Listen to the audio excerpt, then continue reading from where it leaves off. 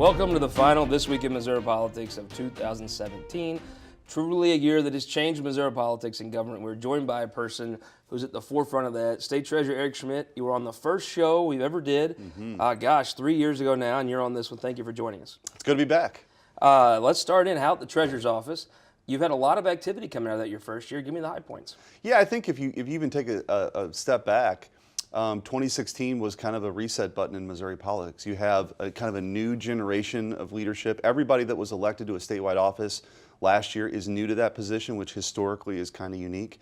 And as far as the Treasurer's office, we serve, if you think of the statewide offices as kind of a board of directors, we're the CFO. So our job is really to protect taxpayers, to support small businesses, and empower individuals and families. So we launched this year something I worked on in the Senate, the ABLE legislation, which allows families to save for the long-term needs of a loved one with a disability like they would for college. We launched that in our office.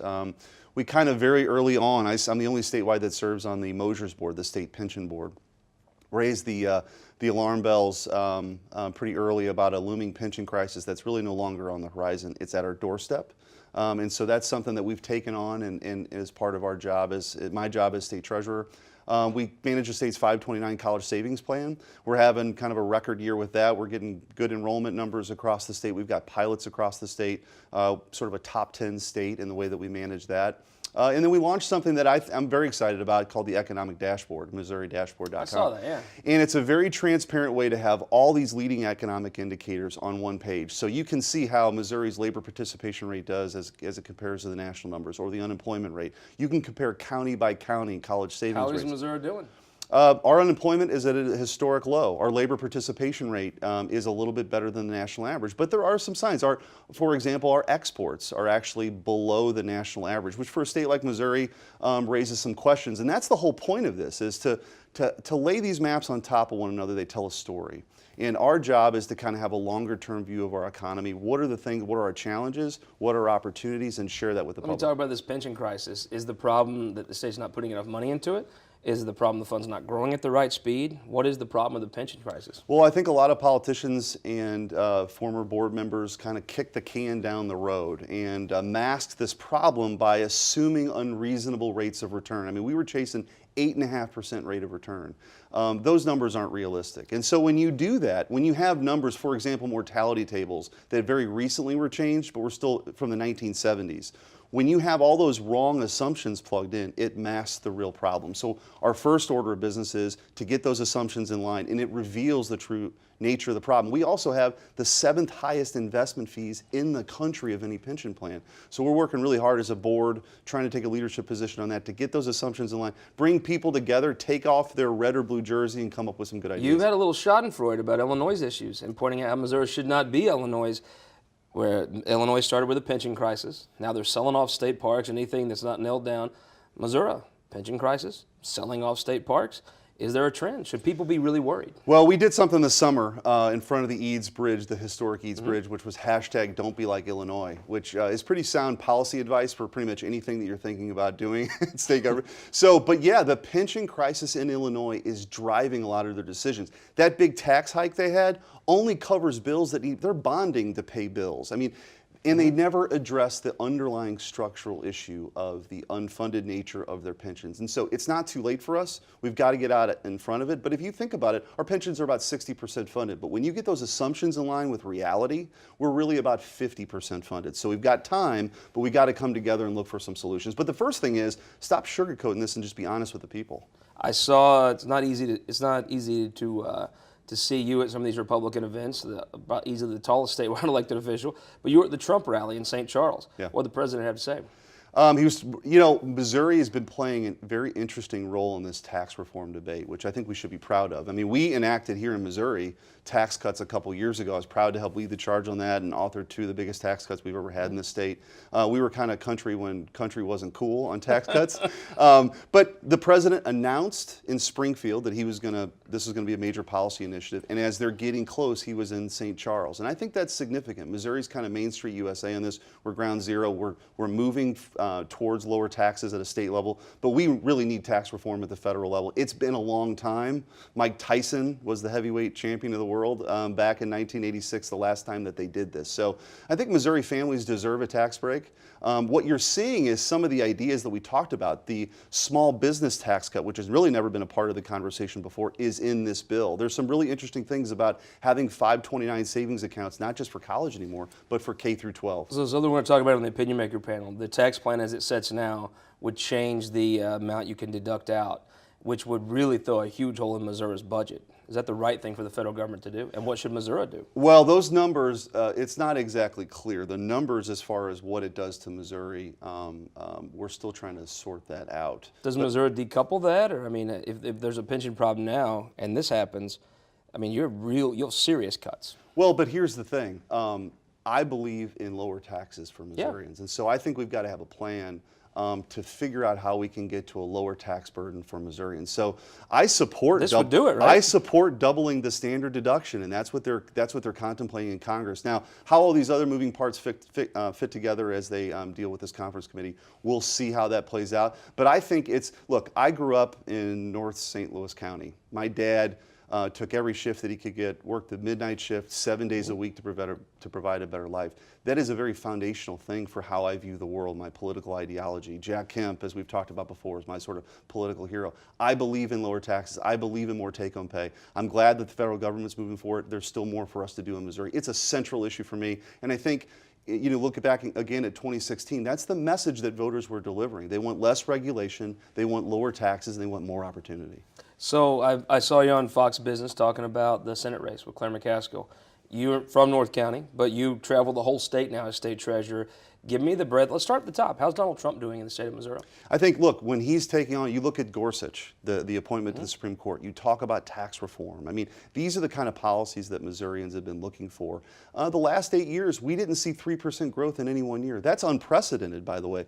And we've had 2 successive quarters now of over 3% growth. And I think it's that kind of opportunity, it's more jobs that people are, that the president's pushing forward with this tax plan, and that a Republican Congress we hope can deliver. How's Governor Greitens doing outstate? I think he's doing well. I think Governor Greitens is an incredible leader, and I think that working together, I mentioned that kind of a board of directors concept, and anything that we can do as Missourians to work together to move an agenda forward that provides more opportunity, I certainly support. I think he's doing a good job. The legislative leaderships outstate Missouri, how are they doing? Well, Todd Richardson, I have so much respect for. One of the great guys that serve in the public. And I think, you know, as a former senator, I think continuing for the House and the Senate to work together to move an agenda forward is really important. We've got the opportunity. The Republicans have supermajorities. We have the executive branch now. It's time to deliver. And I think, again, getting back to this tax reform message, that's a core issue for us. And I think that moving that forward at the federal level and the state level is something that I certainly support. I saw you on Fox Business. You were talking about the U.S. Senate race. You were highly critical of Claire McCaskill. Where do you think that race is? You took a look at it. You'd have a pretty good view. Where's the race at? What does Josh Hawley need to do to win? Well, Claire McCaskill is just simply out of step with Missouri now. I think she has too many votes that have piled up. The deciding vote on Obamacare, which has been a disaster for Missouri families and Missouri businesses. I think her kind of phony, folksy routine every election year going around, it's kind of jumped the shark. People are tired of it. They understand who she is. She doesn't represent Missouri values anymore. I just don't think, you know, she voted against this tax cut plan. She voted against Neil Gorsuch. I mean, those kind of things, people are going to catch up to her. And I think Josh Hawley, who I'm certainly supporting, I think he's going to win next November. Put the political hat on for my last question. Let's assume 50 things that go right, and there's actually a definitive vote in the U.S. Senate on a tax plan. How important is that vote to her reelection? Well, I've said last week she has a very important decision to make. Is she going to side with Chuck Schumer and Nancy Pelosi, or Missouri families and Missouri businesses? I'm very prepared to be disappointed. Her vote last week on this was very telling. Her vote in committee was very telling. She's sort of, you know, racing to the left and I think chasing some of that support, and that's just simply not where Missouri is right now. So I think we deserve a senator that represents who we are, lower taxes, more take-home pay, and that's not Claire McCaskill. State Treasurer Eric Schmitt, thank you so much for joining us. It's kind of becoming a holiday tradition, the last show of the year. You're coming on the show. We really appreciate it. Thanks for having me. We'll be right back with our opinion maker panel. The St. Louis legend Ray Hartmann joins us after this.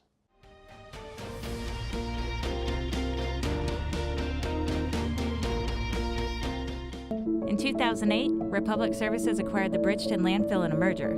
Since then, we've invested $200 million to clean up the site and to maintain environmental compliance. We do that while staffing the facility 24/7. That's because we support permanent solutions that are safe for our neighbors and clean up the environment. We're committed to doing what's right. That's what drives us every day. We're a part of the community, and we are here for the long haul. Republic Services. We'll handle it from here. My name is Eric Philippi. I'm a veteran, a carpenter, and a father. When Eric Greitens said he was going to change politics as usual, folks like me didn't think the first thing he'd do as governor was take dead aim at our jobs and our families' livelihoods by working to repeal prevailing wage. Call Governor Greitens. Tell him to protect prevailing wage and to protect my family, not destroy it.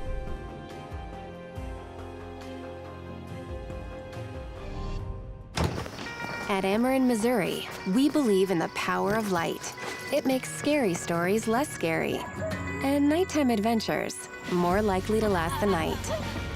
A bright enough light can illuminate opportunities to affect positive change, neighborhoods that need a helping hand, and the advancements needed to ensure tomorrow is a little cleaner than today. Transforming the future of our community by shining light in every direction. That's energy at work. Ameren, Missouri. Welcome back to This Week in Missouri Politics, joined by St. Louis legend Ray Hartmann. Welcome back to the show, sir. Thank you for having me.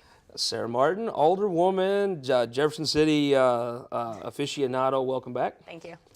Jon Prouty, welcome back to the show, sir. Good to be here. Jennifer Bukowsky, very glad you're here today. A big announcement to make. Very happy to announce you've agreed to write columns for the Missouri Times. The first one debuting tomorrow morning at MissouriTimes.com, right?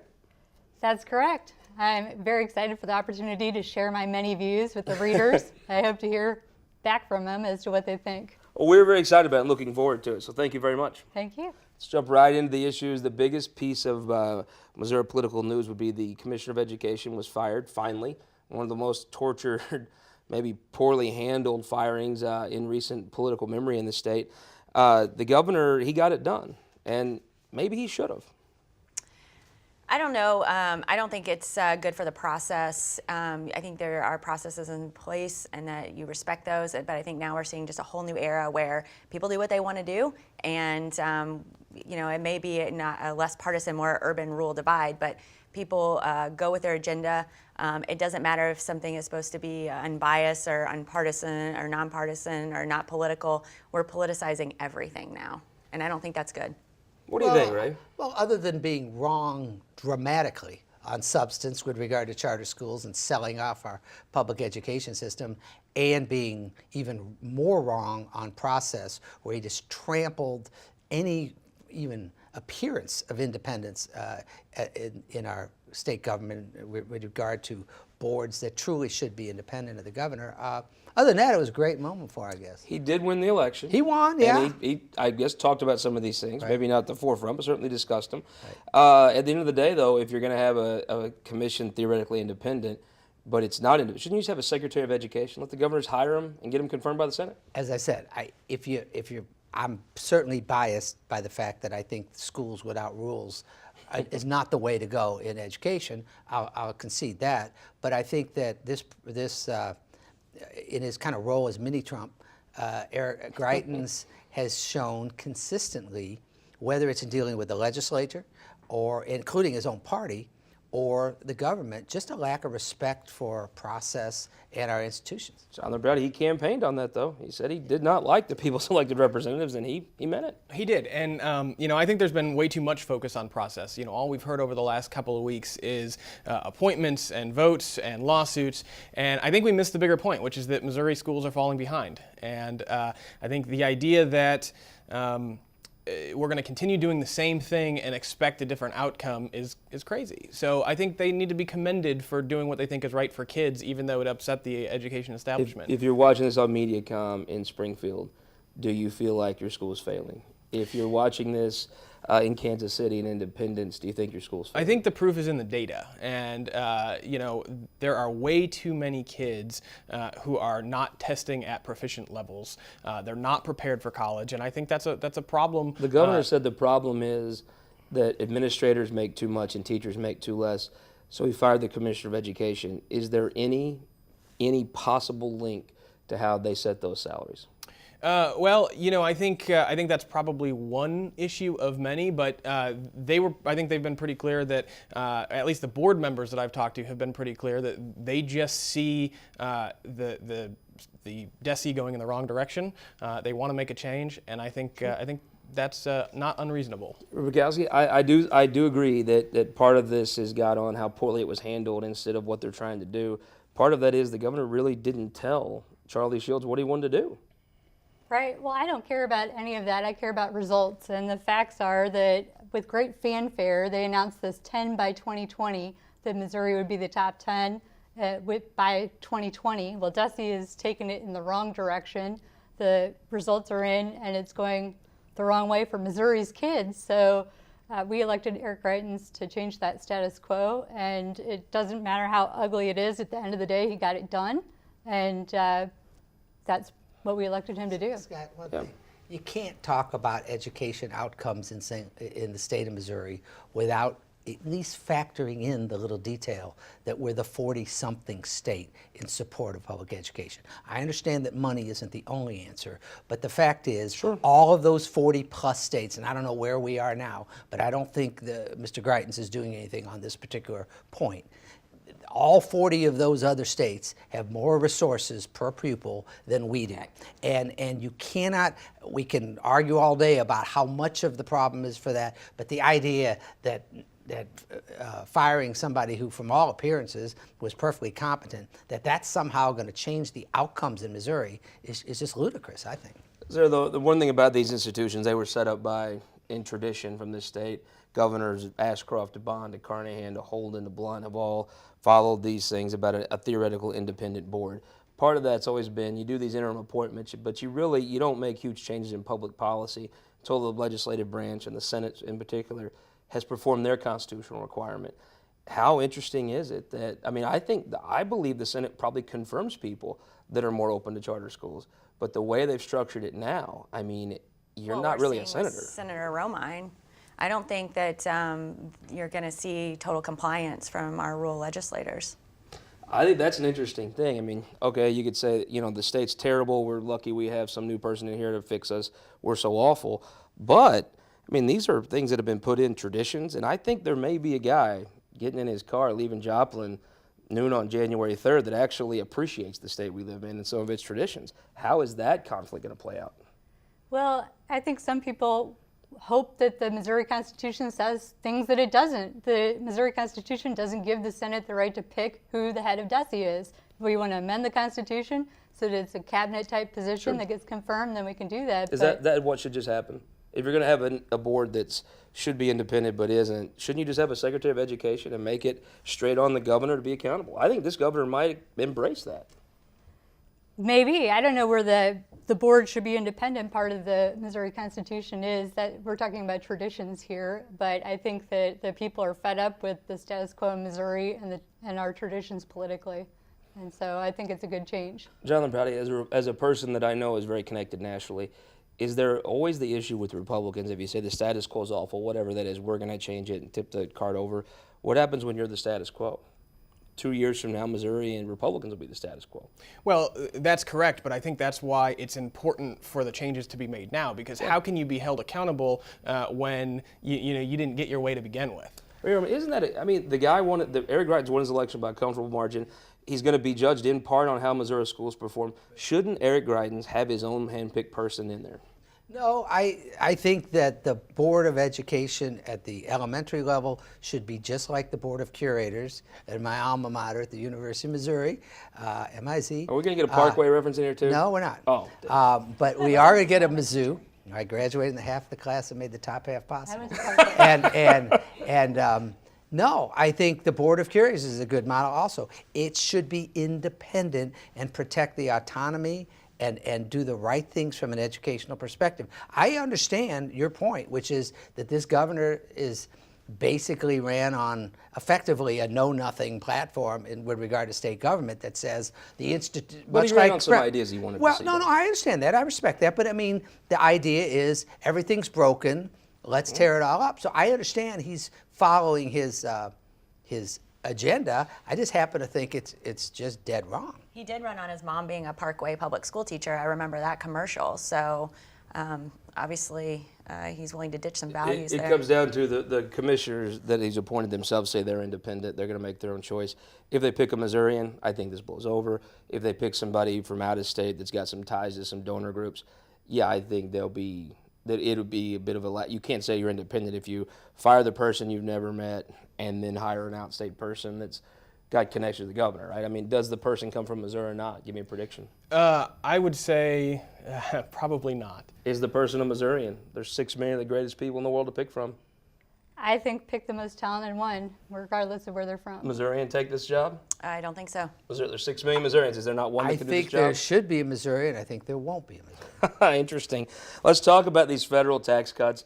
There's an interesting part of this tax debate. Donald Trump came to St. Charles, the home county of Danny Cox and Robert Cornejo, and said, we got to pass this.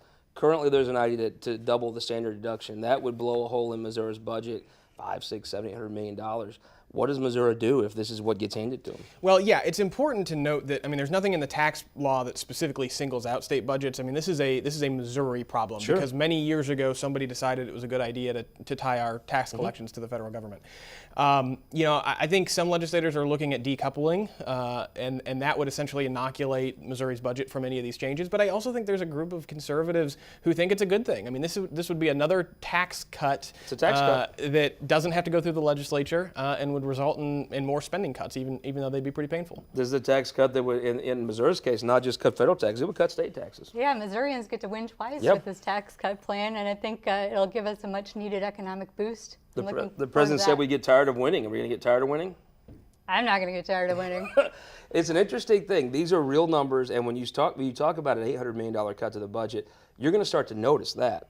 Right. Well, we're already going to notice the down revenue from the tax cut from a few years ago in the legislature. So we're facing that. There's a lot of people noticing it. Disabled people are noticing the loss of services. Public education continues to slide without revenues. It's great. And maybe I missed the story. I must have missed the news about how booming, how Missouri's economy is suddenly the ideal for the country now that we did the tax cuts. Well, we the just puzzling did. part is what do we have to show? Our in economy Missouri? is booming on our unemployment rate. Everybody's unemployment rates are down. The point is, you're going to tell me right now that there's any evidence at all that all the tax cuts of recent years have turned Missouri into this booming growth economy? Maybe I'm missing it. Show me where the growth is. Show me, how trickle-down economics is paying off in Missouri. Sure, everybody wants to pay fewer taxes, but this is something that, with all respect to my conservative opponents on this, you cannot. They say run it like a business. You can't run a business without revenue. You cannot. You can talk all you want about shuffling the chairs around at the Department of Education. You have to have some resources to compete with other states that have more, and that goes for every part of state John, government. make the case. Well, there's more than $20 billion in revenue. I mean, it's not a revenue problem. Make the case, Jennifer Bukowsky, for these issues that come up. Give the tax cut case. I think more money, less problems in Missouri, and to do that, we need to allow people to keep more money in their own pockets. That's what truly grows an economy and will lead to greater revenues and more resources to educate our children, fix our roads, keep our streets safe. Prediction time, this tax cut goes in like it is, doubles that deduction. Does the Missouri legislature do something to make sure their budget stays flush? Well, they're going to have to do something because they have to balance the budget. Do they bring more money in or they cut? They cut. More money or cut? I don't know. More money or cut? Cut. Term limits. You don't really have to face the music later. Well, of course they're going to cut because it's just Well, disabled. that's a lot of cuts. It's just poor disabled people that are going to cut. I think It's no big deal. somewhere in Shellnup, Scott Fitzpatrick went like this right here. I heard this country. Is it Butler County? I heard of has only 15% of the people in Butler County, which equals the amount in the city And of most St. Louis. of them live in the hoity-toity section of East Butler County, that not are West over Butler County. 75,000. Those the 85% who are 75,000 and below are the ones in places like Butler County in the city who will suffer. Obviously, in the county, it's the number of people over that is twice that. It's 30%, 35% in St. Charles. Different people will be affected We differently. all have seen the mansions on Barron Road, but the gravel roads are where you meet the real folks. Claire McCaskill spent some time in outstate Missouri, came out and called for Al Franken to resign. I think that surprised a lot of people.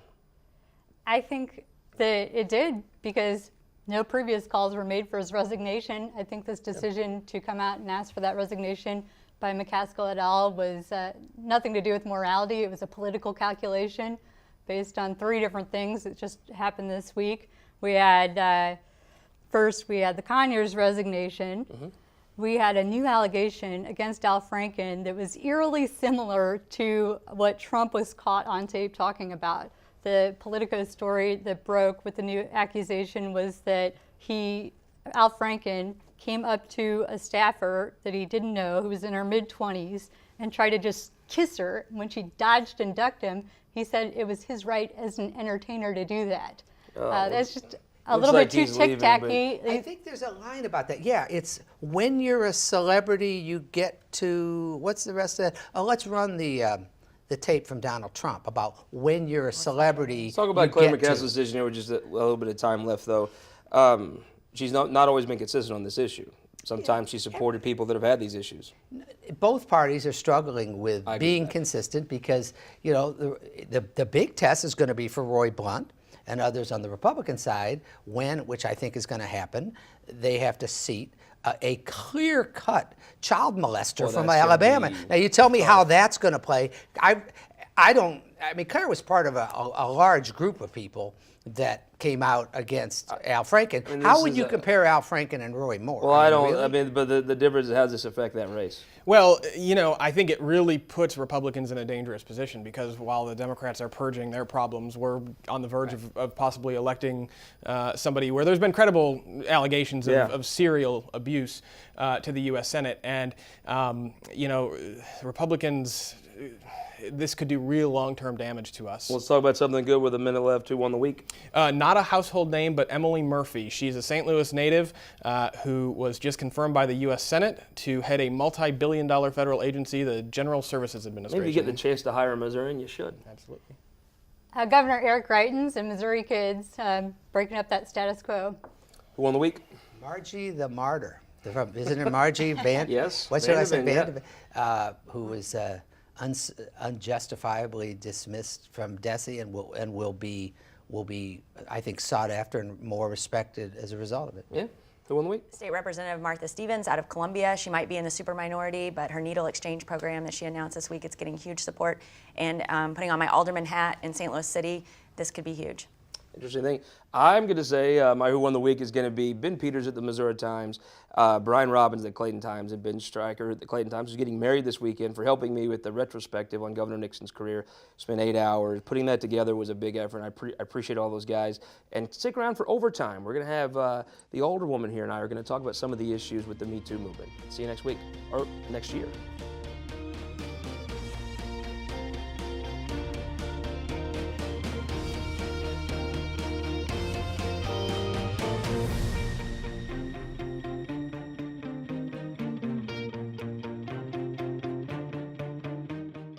This Week in Missouri Politics, brought to you by Spire and Sterling Bank.